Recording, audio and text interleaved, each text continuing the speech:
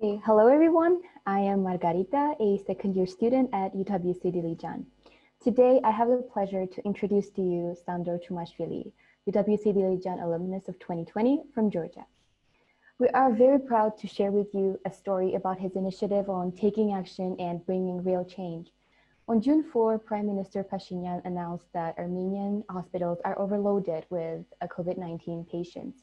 And at this moment, Sandro decided to take action and created a petition where he asked the Georgian government to offer help to Armenia. And in about 2 hours, the petition was appearing in major media outlets, and soon it reached the Georgian government. But before getting into details, I would like to ask Sandro to tell us more about himself. Sandro, you had an extraordinary graduation and you left Armenia early. So please tell us more about where you are now and what you're doing. Good afternoon, everybody. Thank you very much, Margarita. I'm Sandro Chumashvili, as it was already said. Right now, I'm in Davidson College in United States, North Carolina. I'm studying in the college and major in economics.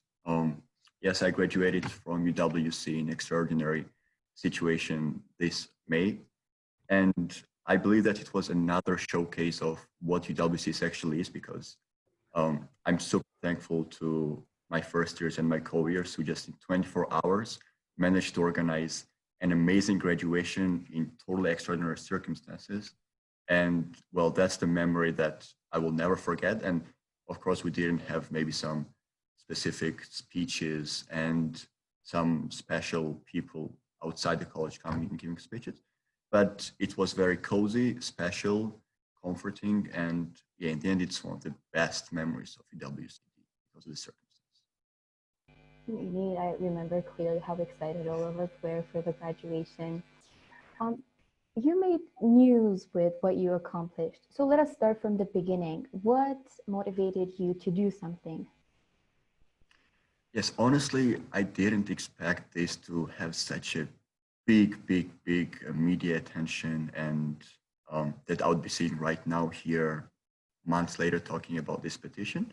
And I didn't view this problem as the Armenian problem or as the Georgian problem. Like, I view generally COVID as a worldwide problem, and if a certain part, certain entity of this problem has certain privilege, why not to go ahead and help others?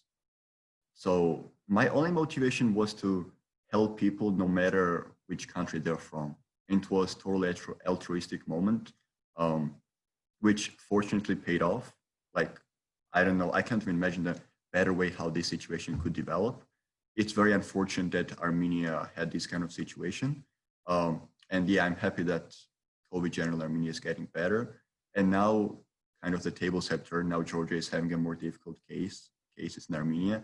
So yeah, I believe that the only way to beat diseases like this is to collaborate and support each other, no matter under which state we are from. Yeah, definitely. I totally agree with you on that point. But how did you come up with an idea of petition? What motivated you to start a petition?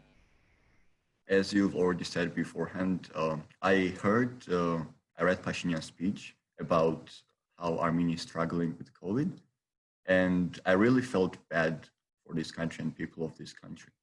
And it was a very weird moment because it was a very impulsive decision. What I did is that at around 3 p.m., I created a petition. I quickly posted it to a few social medias, few groups.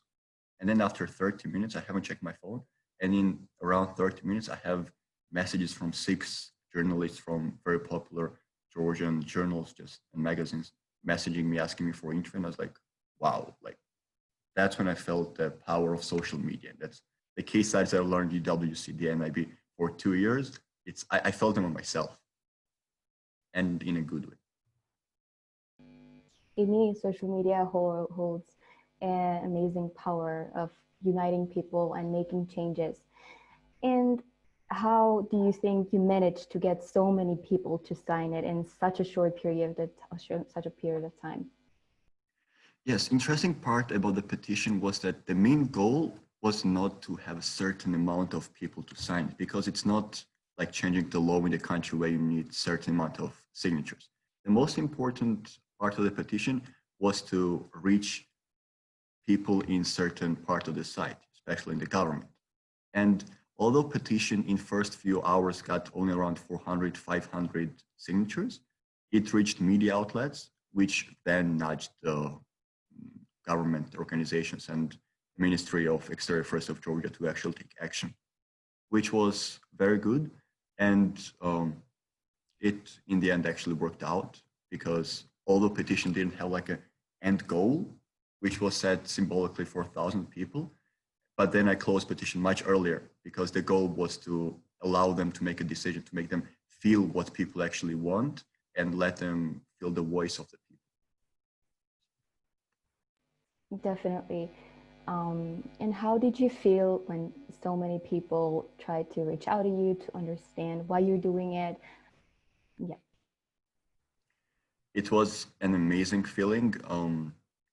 In the end, when it all worked out and it got big on social media, I used to receive around 5 to 7 calls per day from Georgian Armenians, from Armenians just calling me and thanking me, different NGOs just messaging me saying thank you.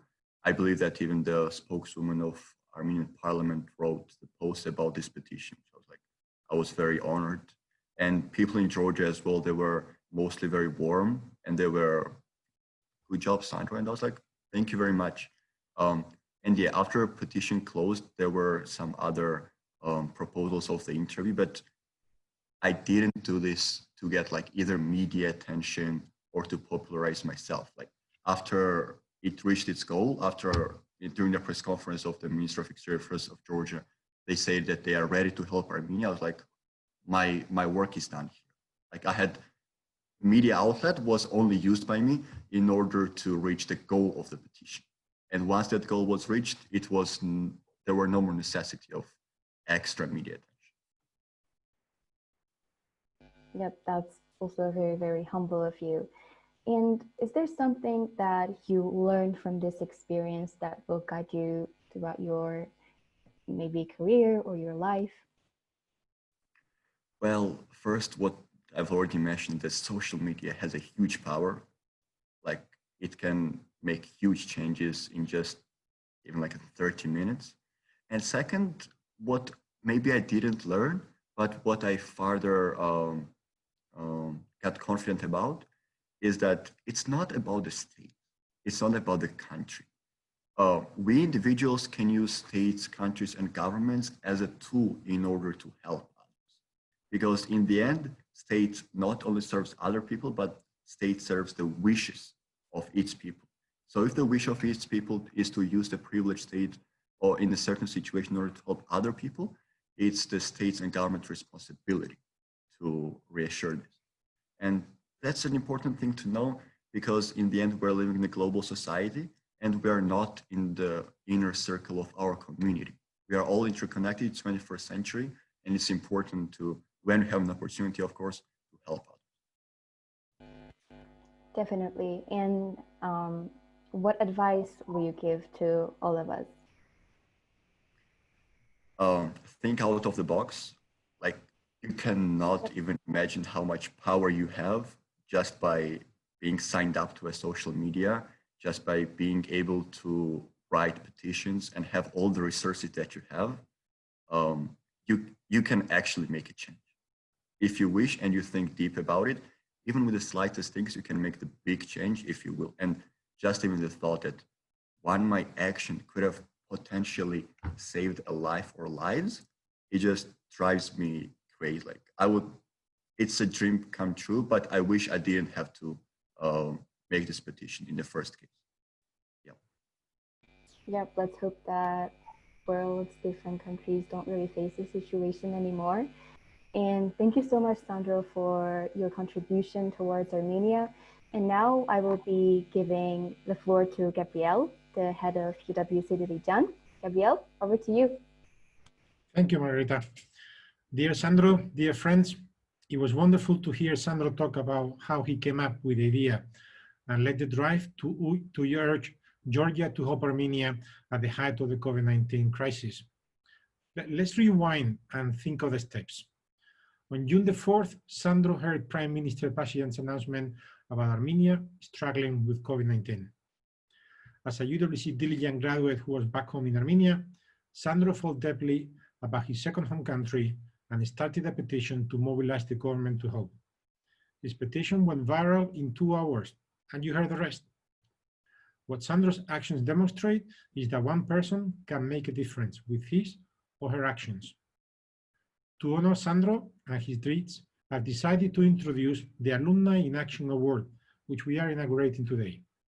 It reads, we gratefully acknowledge the tremendous effort and express our gratitude to Sandro Chumashvili for driving support for Armenia during the COVID-19 pandemic. Sandro, we're very proud of you, and I'm sure we'll hear more about you in the near future. Thank you. Snorakalution.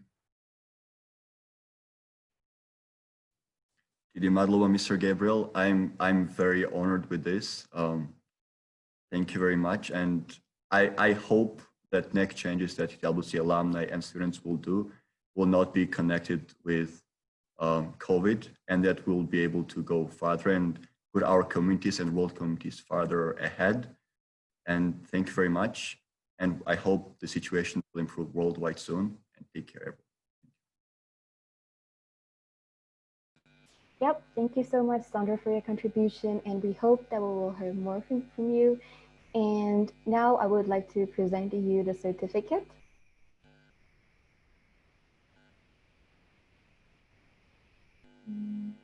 Should be appearing in a moment.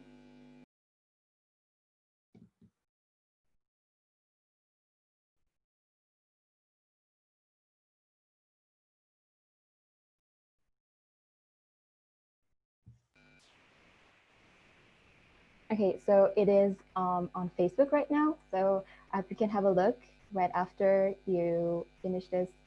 And thank you so much for being here today, and we'll see you next time. Thank you very much. Take care. I'm very humbled and honored. Thank you, everyone. Bye-bye. Thank you.